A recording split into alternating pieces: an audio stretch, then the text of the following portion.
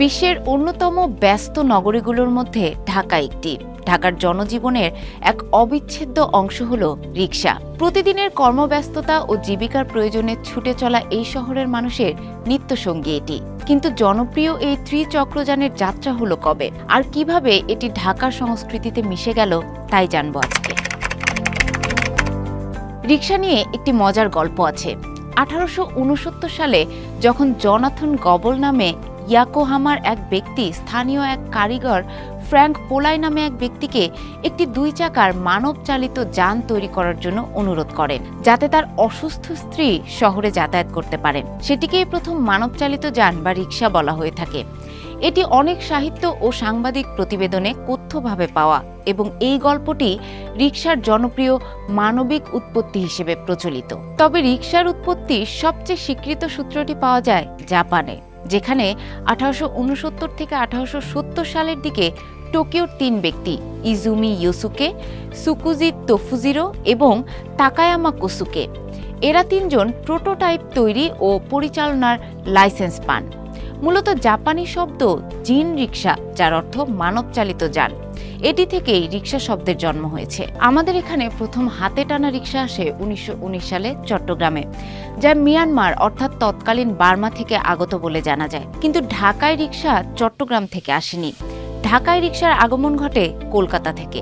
1938 সালে ইউরোপীয় জুট রপ্তানিকারকদের ব্যক্তিগত ব্যবহারের জন্য কলকাতা থেকে সাইকেল রিকশা প্রথম আমদানি করা হয়। নারায়ণগঞ্জ ও নেত্রকোনা অঞ্চল হয়ে ঢাকায় এর প্রবেশ ঘটে এবং 1944 সালে ঢাকায় প্রথম রিকশার লাইসেন্স ইস্যু করা হয়। প্রাথমিক পর্যায়ে ধনী পরিবার, নবাব এবং ইউরোপীয় সাহেবদের মধ্যে এটি সীমিত ছিল। 1947 সালের দেশভাগের পর ঢাকায় সাশ্রয়ী ও সহজ যাতায়াতের চাহিদা বাড়লে রিকশার ব্যবহার দ্রুত বৃদ্ধি পায়। 1950 থেকে 60-এর দশকে এটি ঢাকার অলিগলি থেকে শুরু করে সর্বত্র ছড়িয়ে পড়ে। 1971 সালের স্বাধীনতা যুদ্ধের পর বিধ্বস্ত নগরীতে গণপরিবহনের মূল ভরসা হয়ে ওঠে এই রিকশা। অফিস যাত্রী থেকে শুরু করে স্কুল ছাত্র সকলের পছন্দের বাহন ছিল এই রঙিন রিকশা। বর্তমানে শহরগুলোতে ব্যাটারি চালিত রিকশা বা ইজি বাইকের সংখ্যা বাড়ছে, যা দ্রুত ও সস্তা যাতায়াতের সুযোগ দিলেও অনিয়ন্ত্রিত গতি ও চালনার কারণে দুর্ঘটনা বাড়িয়ে তুলছে। এর ফলস্বরূপ ঐতিহ্যবাহী পায়ে চলা রিকশা ধীরে ধীরে বিলুপ্তির পথে।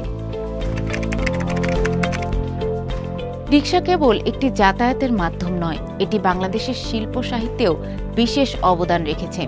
1950-এর দশক থেকে রিকশার পেছনে চলচ্চিত্র দৃশ্য ও তারকাদের প্রতিকৃতি আঁকা শুরু হয়, যা রিকশা পেইন্টিং নামে পরিচিতি লাভ করে। এই চিত্রকর্মগুলো রিকশাকে একটি চলমান শিল্পকর্মে রূপান্তরিত করেছে এবং বাংলাদেশের সাংস্কৃতিক ঐতিহ্যের অংশ হয়ে উঠেছে। ইউনেস্কো 2016 সালে এই রিকশা আর্টকে বিশ্ব ঐতিহ্যের অংশ হিসেবে স্বীকৃতি দিয়েছে। বর্তমানে পৃথিবীর বিভিন্ন প্রান্তে এই রিকশা পেইন্টিংয়ের প্রদর্শনী হচ্ছে, যা বিশ্বের কাছে বাংলাদেশকে এক ভিন্ন মাত্রায় তুলে ধরেছে।